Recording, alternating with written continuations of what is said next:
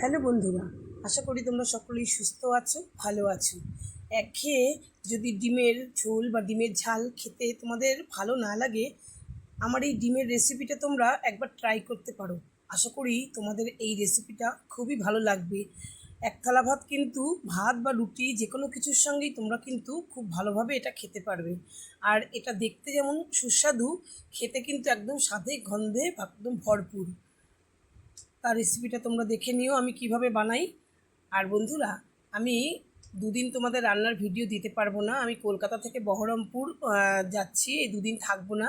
তো কেন আমি দিতে পারবো না রান্নার ভিডিও, অন্য ভিডিও আমি তোমাদের দেবো। কেন দিতে পারবো না ভিডিও রান্নার, সেটা তোমাদেরকে অন্য ভিডিও দেবো। তোমরা কিন্তু প্লিজ সঙ্গে থেকো, দেখো। যাই হোক, আমি দেখো এখানে 6টা ডিম সেদ্ধ করে নিয়েছি। আর ডিমগুলোকে আমি এবার কাট করে নেব। এক একটা ডিমকে আমি 4 পিস করে কেটে নেব। 4টে করে আমি টুকরো করে নিচ্ছি এভাবে। আর এই 4টে করে টুকরো করে নিয়ে ভেতরে কিন্তু কুসুমটাকে আমি আলাদা করে নেব। দেখতে থাকো আমি কিভাবে কেটে নিলাম, দেখতে পাচ্ছ। তারপরে আমি এই ডিমগুলোর থেকে কুসুমটাকে, সবকটা ডিমের কুসুম আলাদা করে নেব একটা একটা করে। খুব আস্তে আস্তে করতে হবে যাতে কুসুমগুলো আলাদা না হয়ে যায়, মানে ভেঙে না যায় আর কি, গুঁড়ো গুঁড়ো না হয়ে যায়। সেভাবে কুসুমগুলোকে বের করে নিতে হবে খোসার থেকে। সবকটা খোসার থেকেই আমি কুসুম বের করে নিয়েছি, দেখো। তারপরে আমি এই কুসুমগুলোকে আলাদা করে রেখে খোসাগুলোকে একটু নুন আর হলুদ মাখিয়ে নেব। খোসাগুলোকে আমি একটু নুন আর একটু হলুদ মাখিয়ে নিয়ে এটাকে আমি আলাদা করে কিন্তু একটু ভেজে নেব। আর কুসুমগুলোকে কিন্তু আমি এখন ভাজবো না, কুসুমগুলো এই রকমই এখন রেখে দেব। তোমরা দেখতে থাকো, পরপর বুঝতে পারবে তাহলে।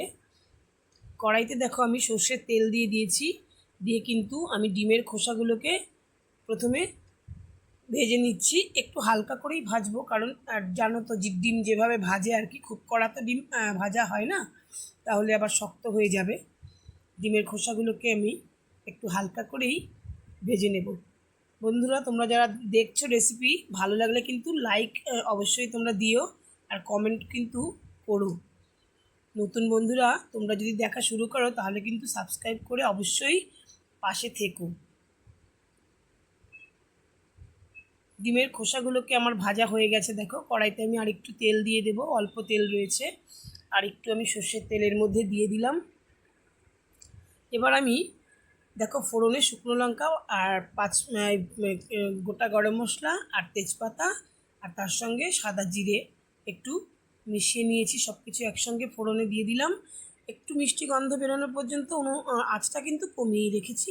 একটু মিষ্টি গন্ধ যে বেরোবে, সেই অবস্থায় আমি 2টো বড় পেঁয়াজ আমি কুচিয়ে রেখেছিলাম, এটাকে আমি ভেজে নেব। ভাজাটা কিন্তু খুব ভালো করে ভাজতে হবে বন্ধুরা। পেঁয়াজটা কিন্তু ভাজার উপরে কিন্তু রান্নার মানে টেস্ট অনেকটাই নির্ভর করে। পেঁয়াজটা যদি খুব ভালো করে ভেজে নেওয়া যায় তাহলে কিন্তু টেস্ট অনেক বেশি হয়। এবার দেখো রসুন, আদা আর কাঁচা লঙ্কা আমি এর মধ্যে দিয়ে দিলাম বাটা। কাঁচা লঙ্কাটা কুচিয়ে দিয়েছি, রসুন আর আদাটা আমি বেটে নিয়েছি, সেটা এবার দিয়ে দেব। রসুনের কাঁচা গন্ধ আর আদার কাঁচা গন্ধ না যাওয়া পর্যন্ত আমি এখানে খুব ভালো করে ভেজে নেব। ভাজাটা মোটামুটি আমার হয়ে এসছে, রসুনের গন্ধটাও খুব সুন্দর বেরিয়ে এসছে।